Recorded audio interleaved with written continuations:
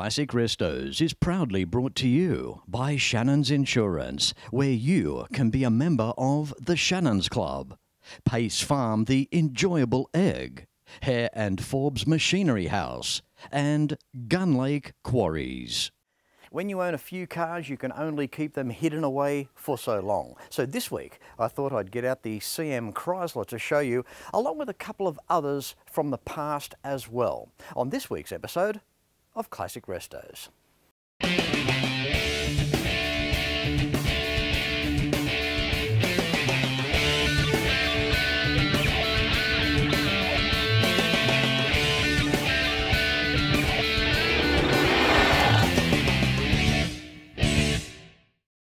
Well, before I start and tell you about the CM, there's one that I want to sneak in before that, and it actually goes back to one of my first cars, and that was an XD Falcon. And the XD was technically my first resto, and it was a kind of by default really in a way. It was a car that I didn't want to restore, but this car was written off by a family member back around 1990, and it was only just a couple of weeks after I fitted a nice 351 Cleveland to it. So it's the old story back then. You had your 6-cylinder Falcon and you took that out and put the V8 in. That was a great car. It was a 12-month 79 build XD. I actually had 13 years out of that car. When it was written off, around 1990, it was terrible. The only way that I could rescue the car and keep it on the road was to do a resto. The XD had to have the front cut off it and another section welded on it, a front cut. And at the time I thought, no, cut and shut, no, I don't want that, because you hear all these stories from the 70s and some cars that were cut and shut, nightmares. They'd crab down the road, they'd be crooked. No, I didn't want that to my XD. But it was explained that it was going to be cut in such a way and then rejoined on the factory seams. And you have a look across the transmission tunnel, that's a factory seam across there, and that's where it was joined back on. So story had it that the smash repairer that I went to, they looked after me with the insurance money that I had. And I said, look, how about I strip the car down to a bare shell, drop the shell into you, you cut the front damaged section off, put the new section on for me, respray the car, hand it back to me, and then I'll put the rest of the car back together. And so the guy at the time agreed to that, and that was actually the first time that I really rebuilt a car. So there was an XE station wagon at the back of this repairer's, and it was an opposite deal where some drunk driver spun this thing out and reversed it really well at about 80 k's an hour into a ditch. He did a good job. Because he damaged the rear, but the front was perfect. So they cut it just at the A-pillars and brought that section over and welded that onto the front of my XD shell. And I kept the XD for another 5 years past that, after the repair. That car back then used to get taken on a lot of drives. We got a caravan from up southwest Rocks near Kempsey and towed that to Mudgee, to a hobby farm that we had back in 1985. And it was something like a 9 or a 10 hour drive or something, and across dirt roads and goodness knows what. But one thing I've always done is a lot of driving and a lot of country stuff in my cars. I've just always loved to drive, and even back in those times with the XD, that was no exception. The finished product with the XD was good. I had a bull bar on it for a while because of those country trips that I used to do, and that went well. It was a nice car. It ran a thermoquad 4-barrel, and it was a fairly stock car. It was a car that was to be designed to drive every day, so it didn't have a big cam in it or anything, or high compression or anything like that. It was, it was probably around a 170, 175 kilowatt engine back in the time. And you know the story with kilowatts. It's not always the case with kilowatts. It's also the torque which plays a major role in how nice your car gets up and performs. And anyone that's had a stock 351 Cleveland will tell you that they're an effortless engine. They do a beautiful job. So the time that I had that XD, for a short while, around that time I got into radio and I needed a car, and I didn't want to use the XD. So I bought a 1977 LTD Silver Monarch. And, I know what you're thinking. You're probably thinking, well, why wouldn't you do it the other way around? But no, I just wanted to preserve the XD and then drive this LTD. The thing was with this LTD, it still had plastic under the seats from where the plastic was taken away when the car was new. I was the second owner and only had around 79,000 kilometres on the car. It was like brand new. So by 1995, the XD had gone, the Silver Monarch had gone. So what was Fletch going to buy himself as a company car being self-employed? Well, it goes without saying, doesn't it? A 1974 Buick Electra. It was probably the wrong car for the time, but I had 5 years out of that. Lots of things went wrong. The car sat around for many, many years, and then I got it and started driving 700, 800, 900 Ks a week in it. And it never let me down, but it had some problems along the way. So I never restored the car, but technically the mechanical work I did to that Buick, wow. It was powered by a 455 V8, gobs of torque, effortless, smooth, a good runner too. Wow, it had some legs up high. That thing really performed for a big, heavy car. A lot of them do. They're outstanding on the freeway. They are just absolutely brilliant. And that car did me right up until the acquisition of the 1995 NF Fairlane. Yes, the silver Fairlane that I drove for 18 years past that point. And as you know, that was the beginning of another story. Stick around, because after the break, we're going to find out how Fletch came around to finding his CM Chrysler. When I was a kid, I loved cars. I've been a motoring enthusiast all my life. My life is hot rods, designing them, building them, and racing. Hand-built with a stainless steel roof. I've won the Monte Carlo Rally 4 times. Like Dad, I've always been a Ford man. In '71, this was the fastest four-door car in the world. Insurance? Shannons, of course. Heron Forbes Machinery House has been family owned and operated for over 85 years, and it's easy to see why. Planning on welding? Look at these welding tables and clamps, air compressors and different air tools, sandblasting cabinets, through to spray guns. Everyone is welcome at Machinery House. There are competitive freight rates around Australia, and you can buy online at machineryhouse.com.au. So remember, Hare and Forbes has the range.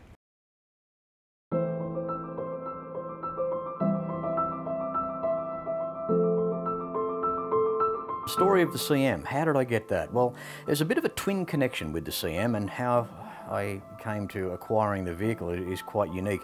Now, the original owner was in the family on my partner's side at that stage. It belonged to Gus Rico. He was a builder here around the southern highlands of New South Wales back in the 50s and the 60s. And bless his heart, Gus passed away in the early 2000s. His car was sold to Les McDonald, who was also in our family as well. And Les carried on the tradition, keeping it in the family, of throwing more polish at it every weekend than what it took fuel. So the car had a polished life. This was a beautiful example of a 1981 CM Chrysler Regal. Gus treasured this car, and so did Les. Now, Les passed away in around 1998, and just prior to his passing, he sold the car. And these guys that bought it, well, they didn't look after it. Around the year 2000, I got itchy feet, and I wanted to restore a car. I didn't know what to go for. I had never, at that point, owned a Chrysler, and I just wanted to be different. That's the thing. I went down the road of Ford, and I had the American GM car with the Buick, and I just wanted something different. And where I went for a walk each morning, we live in the country here, and I walked past this poor, sad Valiant sitting in a paddock, black, filthy, dirty. It was Les's car, or Gus's car prior to that. And I thought to myself, wow, I wonder if I could do something with that. It got the better of me one day, and I knocked on the guy's front door, and he knew who I was. And cut a long story short, he admitted, look, you know, we haven't looked after the car in the time we've had it. It's nowhere near how we bought it. And I went and looked at the car, and you know what? It was just filthy dirty. That was the thing. It was filthy dirty. I thought, this will clean up this thing. It had no rust in it. It had a few dings in it where the body had been knocked around a little bit. But I looked past that.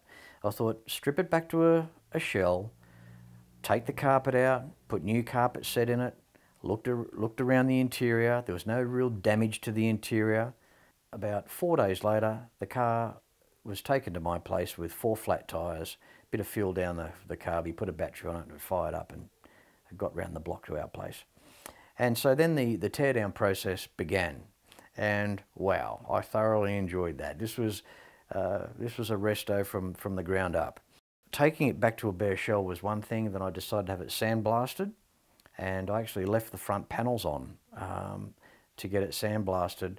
And that's when you can really find out if your car's got rust or not, if there's any cover-ups or bog or filler. But see, knowing the history of the car, it had never had an accident, so I knew that there were no patch-ups on it.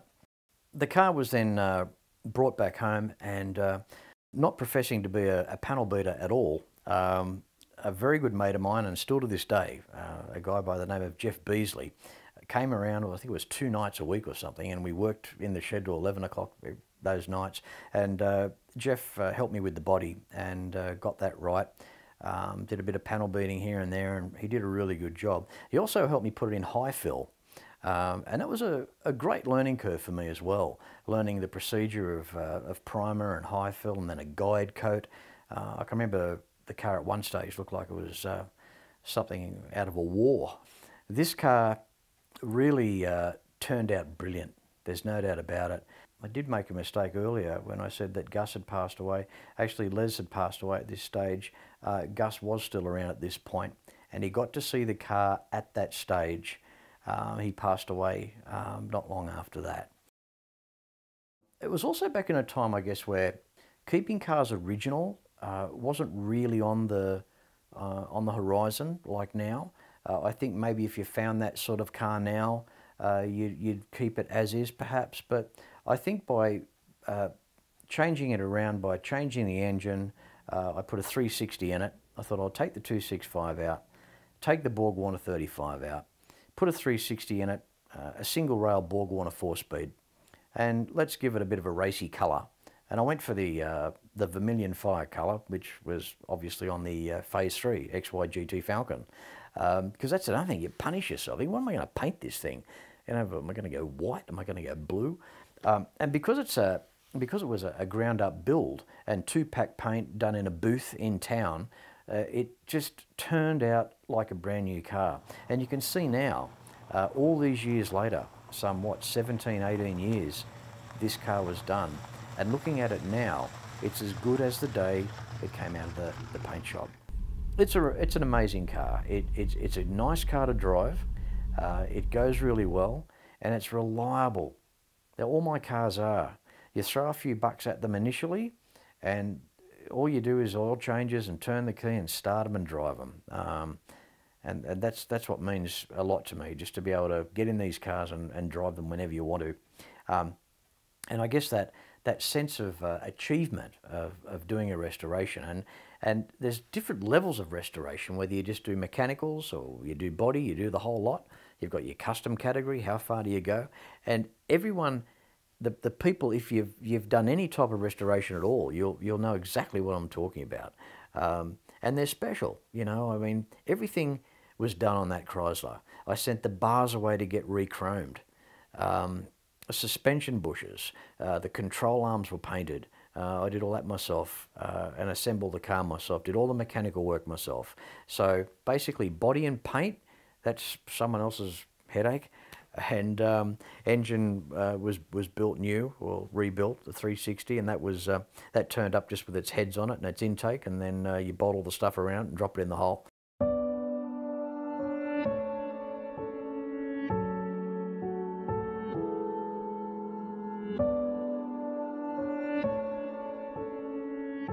I'm glad that I did the CM.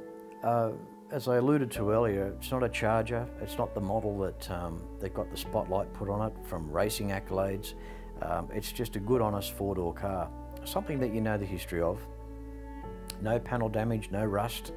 the front panels or the front guards, those bolts have never been undone in the history of the car. The last time those bolts were turned was when the car was assembled. You know, I make mention of these cars that aren't in the spotlight because of they didn't have any racing accolades, but they're still the same cars. They've got the same parts. They're, you know, they're just a good car. They made a good race car and they made a great Australian road car.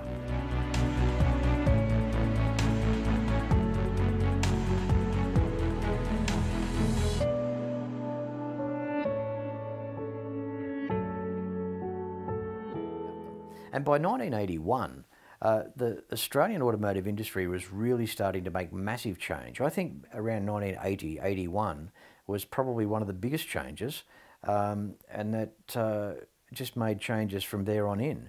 I blame, in a good way I guess, but the VB Commodore was the first European shape that changed the thinking of the way that Australians were going to start buying motor cars. They saw a new shape.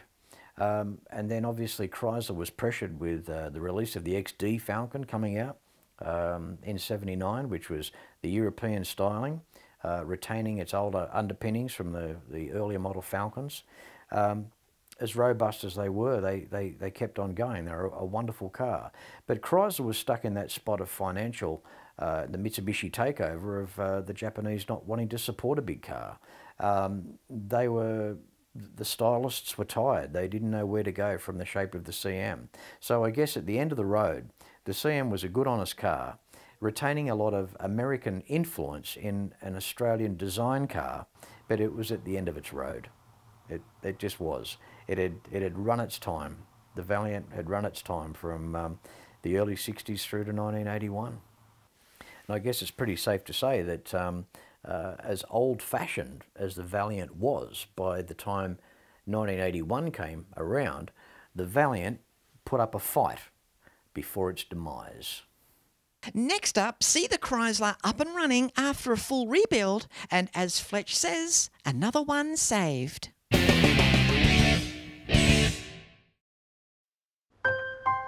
I spend a lot of time out here. The RT Charger's the real deal, an E49. Remember A-Charger? I've always got projects on the go, so Shannon's laid-up cover helps protect my restorations. I'm Mopar through and through. It's a passion Shannon's understands. I wouldn't insure my cars and bikes with anyone else. Shannon's, insurance for motoring enthusiasts. Call 13 46 46 for a quote. Hare & Forbes Machinery House has been family owned and operated for over 85 years, and it's easy to see why. Planning on welding? Look at these welding tables and clamps, air compressors and different air tools, sandblasting cabinets, through to spray guns. Everyone is welcome at Machinery House. There are competitive freight rates around Australia, and you can buy online at machineryhouse.com.au. So remember, Hare & Forbes has the range. And if you own a classic bike, a classic car or a classic truck, make sure that it's insured with the best, and that is Shannons. Why not give Shannons a call for a quote and a chat on 134646. And if you haven't discovered the Shannons Club yet, there is hours of entertainment there awaiting you. For more information, visit shannons.com.au.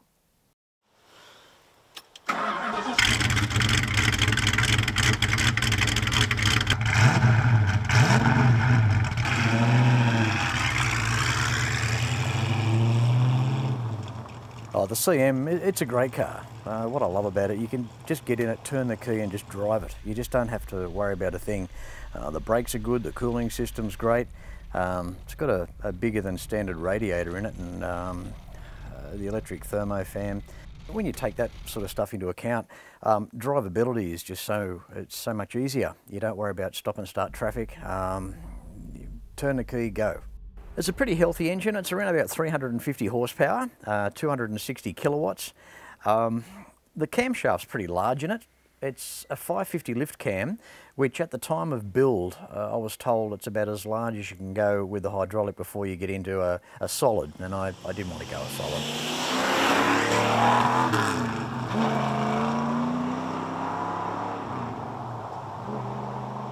The engine combination is a 360 with 318 heads, and that's a little bit of a unique combination as well. I don't know if it's that common, but gee, it works really well. The torque is fantastic. I think the smaller ports of the 318 heads that gives it that Venturi effect of slightly like a ram effect, I guess you'd say, in getting the gases through. But whatever that combination is, it works very, very well. It was put to me by the builder at the time to go that way for something different, and I said yes to that, and I haven't looked back. It's a great combination. It's a great engine. 4-barrel intake on that engine, and I run a 600 Holley carb. The transmission was interesting. I originally had a 904 in the car in the early days, and after a while I thought, you know what, I want to be a little bit different again, and decided to take that out and put the single rail 4-speed Borg-Warner box in. And the 904, that was rebuilt. That's a beautiful torque flight. That's actually sitting in the Dart. And so that didn't go to waste, and that's a beautiful transmission, that it really is. It was rebuilt many years ago. It doesn't do big miles, so that's the beauty of these things. You rebuild them once and drive them now and again, and they really do last you forever. So that is the story with the driveline. Tail shaft, Borg-Warner diff is all the same. Everything was rebuilt. Obviously, universal joints. The diff was rebuilt, and I changed the ratio to 3:2:3 just to give it a little bit more down low with the 4-speed. And so, yeah, it's out on the highway. It's not too bad. It sits around the 3 grand at the speed limit, so it's fairly bearable, and it's very well behaved out on the highway. So, just the interior of the car as well. I love the fact that it is original.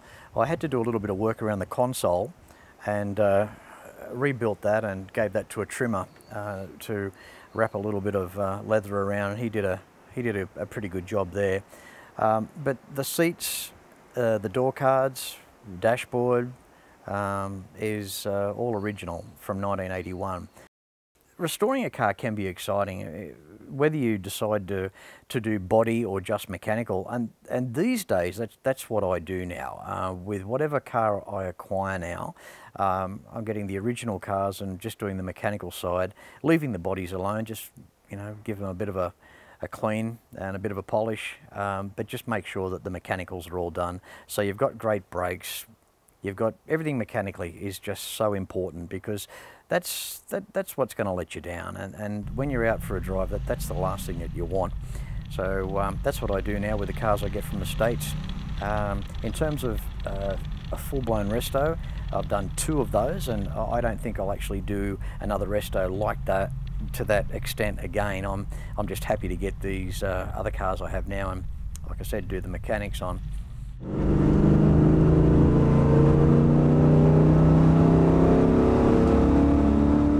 There was one time where the CM was taken around Wakefield Park. It got pounded around there for half a day, on and off, and that was a lot of fun.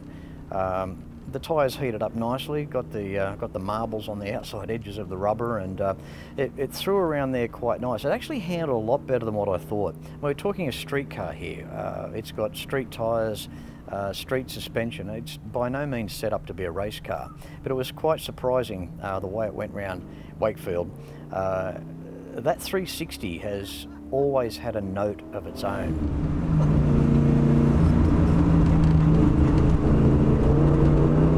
But I know I just took it around nicely that day, and it pulled well. It's got stacks of power coming out of the turns, just the torque of the engine, and obviously the 4-speed was a lot of fun as well. So that was probably one of the best times I can remember in the CM, taking it around a racetrack.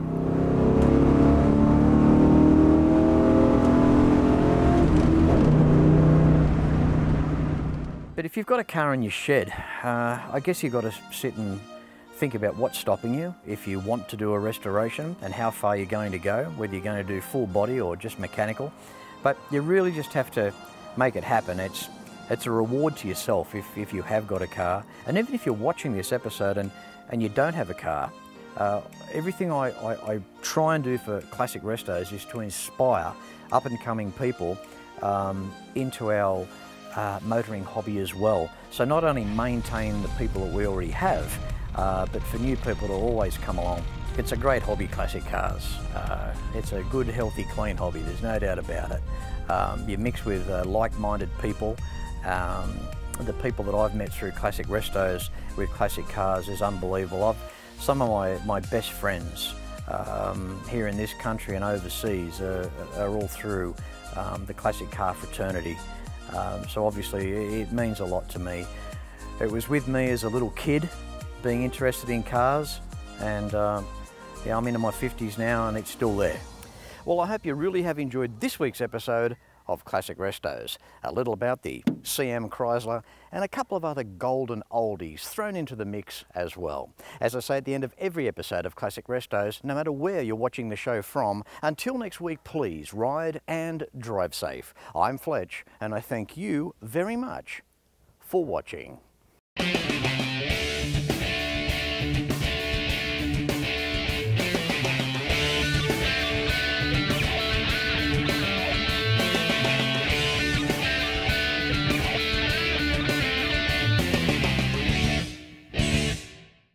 You can like and follow us on Facebook at facebook.com/ClassicRestosTV and watch catch-up episodes at shannons.com.au. Classic Restos is proudly brought to you by Shannons Insurance, where you can be a member of the Shannons Club. Pace Farm, the enjoyable egg. Hare and Forbes Machinery House. And Gun Lake Quarries.